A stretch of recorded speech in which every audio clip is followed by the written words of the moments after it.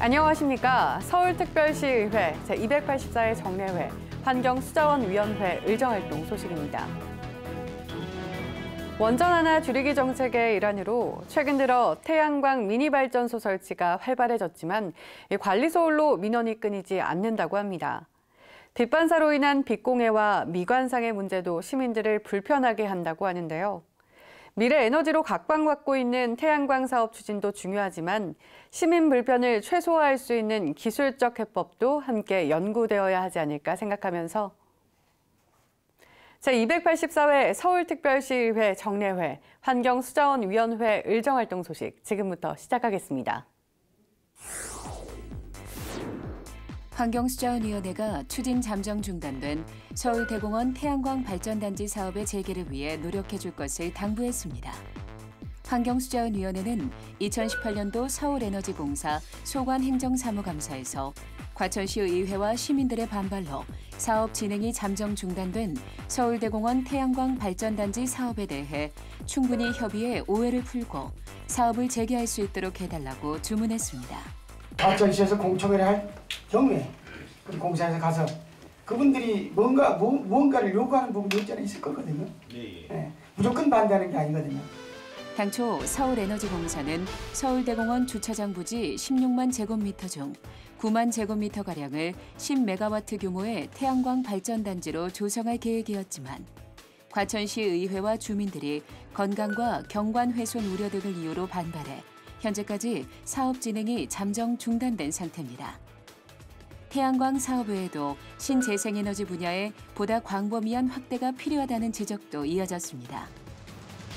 앞으로는 그 신재생에너지 사업도 중요한 역할을 해야 한다고 생각하면서도 태양광 발전 유지 말고 아까 다른 것으로 지금 많은 노력을 하고 연구를 하고 있다고 생각하는데 그런 대안도 좀 적극적으로 또 고민해서 서울시는 2022년 태양의 도시 서울 조성을 발표하며 2022년까지 서울 100만 가구에 태양광을 보급하겠다는 계획을 발표한 바 있습니다.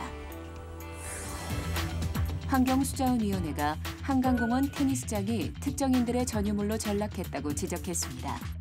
환경수자원위원회는 지난 11월 13일 열린 2018년도 한강사업본부 소관행정사무감사에서 한강공원에 있는 테니스장이 단지 수익을 목적으로 클럽 회원들에게 우선적으로 임대해 일반인들의 이용이 불가능하다고 지적했습니다. 지금 회원들한테 전용으로 많이 사용할 수 있게 하고 또 일반인들에게는 접근을 금하고 또 실제로 수익을 올리기 위해서 임대가 성행하고 있다는 것을 저는 확인할 수 있었는데 한강공원의 스포츠 시설의 경우 사용 승인 허가서 제7조에 따라 클럽 등 회원제 이용자에게 고정적으로 사용하게 할 수 없으며 일반 이용객 누구나 자유롭게 사용할 수 있도록 인터넷 선착순 예약제로 운영해야 합니다. 한강공원 캠핑장 내 미승인 야영시설의 안전불감증에 대해서는 따끔한 질책이 이어졌습니다. 거의 전체를 정리를 하고 텐트를 치고 그다음에 이용을 하고 있어요. 이 텐트에 대한 사용료까지 받았다고. 서울시에서 관리 운영하는 공공 캠핑장 일부가 서울시의 감사 지적을 무시한 채 위법 행위를 방치하고 있음은 물론 이로 인한 안전사고가 우려되고 있음을 지적한 겁니다. 이에 대해 환경수자원위원회는 한강공원 캠핑장 이용 시 안전사각지대가 발생하지 않도록 보다 철저하게 관리 감독해줄 것을 당부했습니다. 환경수자원위원회가 서울특별시가 추진 중인 전기차 보급 사업이 실적에만 초점이 맞춰진 채 사후 관리가 제대로 이뤄지지 않는다고 지적했습니다. 과거에 비해 충전 인프라는 늘었지만 전문 수리 시설이 부족하고 전기차 수리 비용 역시 지나치게 높다는 겁니다. 개인 참여의 독려와 후속 대책이 함께 이뤄지길 바라며 계속해서 환경수자원위원회 의정활동 소식 살펴보겠습니다. 환경수자원위원회가 서울로 7017 사업에 대해 세금 먹는 하마라고 지적했습니다. 환경수자원위원회는 11월 23일 열린 서울로 7017 운영관리 민간위탁 동의안 심사에서 서울로 7017 사업에 대한 유지비가 지나치게 많이 든다는 점을 지적하는 한편 민간단체 위탁에 대한 전문성 여부를 따져봐야 한다고 말했습니다.